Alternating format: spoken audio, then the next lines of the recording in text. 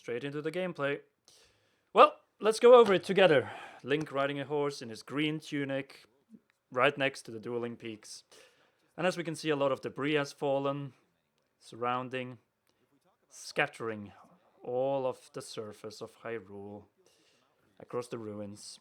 And we can see a little Korok over there. Nice, they are back. Hopefully not with 900 pieces of poop again. We can see some new wildlife in the distance. Sky Islands. Yeah, this is going to be a commentary, by the way. So yeah, horse riding.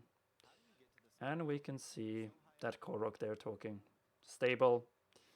Few NPCs. Though they're still hiding them. There's a doggo, please be pettable. And we can see that little shrine thing that has those arrival points in the sky as well. And the fallen rock. Effing rocks. Really, my guys, effing rocks. Climbing back, of course. Stamina.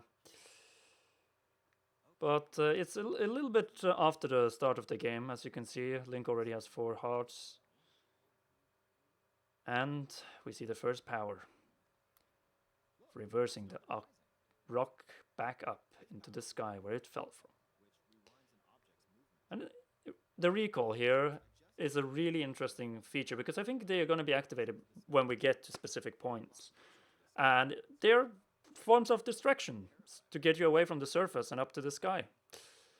Where the fun is in this game, right? Yeah, we can see the Sky Islands. As Link lands on this platform, and the dragon in the distance. Multiple wooden towers on different locations scattered across the surface. Yeah, here we have the island that was actually featured a little bit in the September title reveal trailer. It was not seen in the February trailer, and the reason is simple, because it was in the screenshot that showed more of it from above. And we also saw the pagoda there, which is inspired from Buddhism. Like the Sky Islands have a lot of inspirations, especially from Japanese spiritual life. So yeah. As we can see, Link is running around. I love that the green tunic is not tied exclusively to the sky though. The construct, as also producer AJ Onuma mentioned, yep, weapon durability is back. And a lot of people will not like that. But yeah, it is what it is. We have a little Zonai charge. Yay, Zonai! First confirmation ever outside of books. Because they were called barbarians in Breath of the Wild itself. Farron barbarians. Yeah. And then you just fuse it. It's absolutely bonkers. I can't believe that it's so seamless. It's so simple, you know? I love it. It's great. So yeah, see if battling some more construct. And it extends the durability of a stick that was about to break, which is a way of dealing with the weapon durability in the game, for sure. And everything is golden, and I wonder why. There's another Zonai charge. Skipping to the next one, now fusing to create a much longer weapon. Yeah, these are much more fun than the Sheikah slates, I can tell you that already. Yeah, we also see the pine cone or lotus-like lanterns as Link battles another construct. Yeah, we can see they have these beacons of sort to scan, or scanners if you want to call them. Yeah, like fusing of materials with bows. It just changes the gameplay completely and makes the game feel completely different than it was in Breath of the Wild. Which is what this game needs to do when it's reusing so many assets. Yeah, we see more Sky Islands. There's a dragon again for a split second. Do we see it more now? Yeah. As producer Onuma is struggling to hit a bird. Oh no. Adding a whole new element to hunting. It's going to be more automated now, especially with the keys eyeball. So, yeah, those were really annoying in Breath of the Wild, but now they will be super useful. Very OP.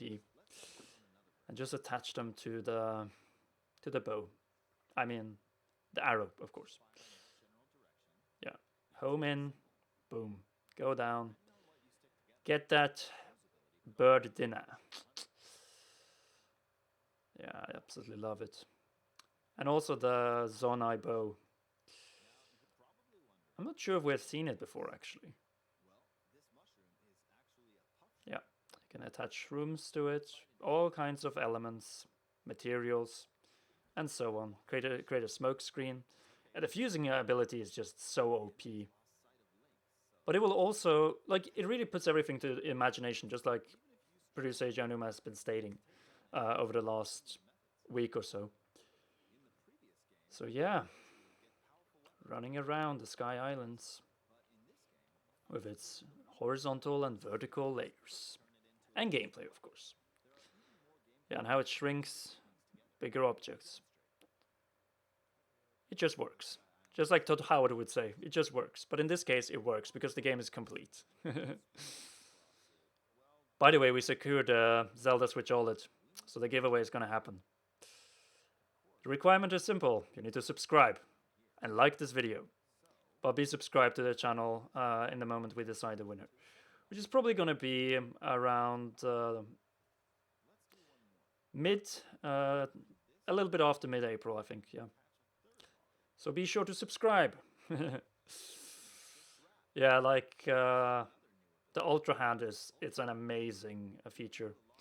It's literally based on a former Nintendo toy, which was developed by Gunpei Yokoi, who unfortunately doesn't live anymore, but was one of the key geniuses at Nintendo when it came to innovations. So naming a feature like this after one of his most crucial inventions is a great homage, that's for sure. Yep, we got ourselves a raft, but we're still not able to cross. Well, we probably would have been able with a coral cleave, but why use that when you can use the power of engineering? Yep, a battery-driven fan. Don't need Rivali scale anymore when you have this.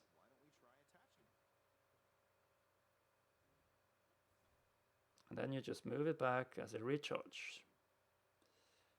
It's great. It just works. It just works. Engineering made super simple.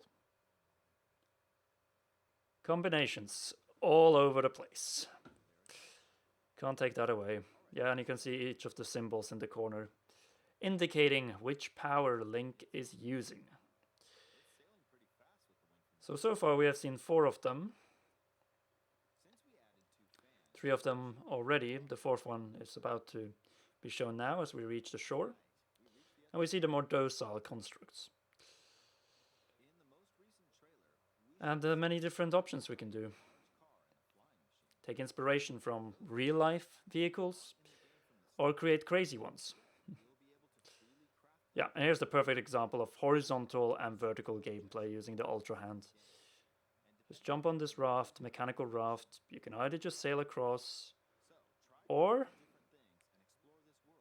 you can make it go vertically up into the sky, a flying machine. A little bit more primitive one, but still, it gets you around. And after the Ultra Hand, it's time for the final feature. As we can see, Ascent. As teased all the way back at E3 2021. But now we see it in action with HUD and everything. Yeah, the HUD is actually very similar to Breath of the Wild. There's some changes here, but overall they just kept. If it ain't broken, why fix it? Like it's as simple as that. And here we see a first example of a cave. As we didn't have many caves, there were a few ones that you could enter. But why go through it when you can ascend vertically to Winter Wonderlands, the higher tier Sky Islands? Yeah, and we can see the rails in the background, which will be great for shield surfing now that we can actually shred them as confirmed back in February. And yeah, that is showing that this game will be far more interactive, far more seamless, and far more advanced than Breath of the Wild ever was. Here we see another construct chasing Link with what seems to be a protest sign. Try to smash him like a fly. Or at least send him flying with the winds of gusts created by it, as we see here. Goodbye, Sky Islands. It's time to return back to the surface as we see some pools of malice. In some locations, we can see the Nazca line geoglyph. That's a new one. We already seen two beforehand. The female one and the symbol that we are not able to fully recognize. We can see the malice from Death Mountain as well. And yeah, Link skydiving properly in different positions, just like the patterns were as Monster Maze animated. He made it correct. The patterns were turned into the game itself, which has now turned gold. And we can see the Karguruk flying with the Bokoblin, just like in the Wind Waker. Once again, Death Mountain full of malice, and Hyrule Field. And that's it. Thank you so much for watching. Like, comment, and subscribe. And we have another video coming up soon. Hope you enjoyed this one. See you soon. Bye bye.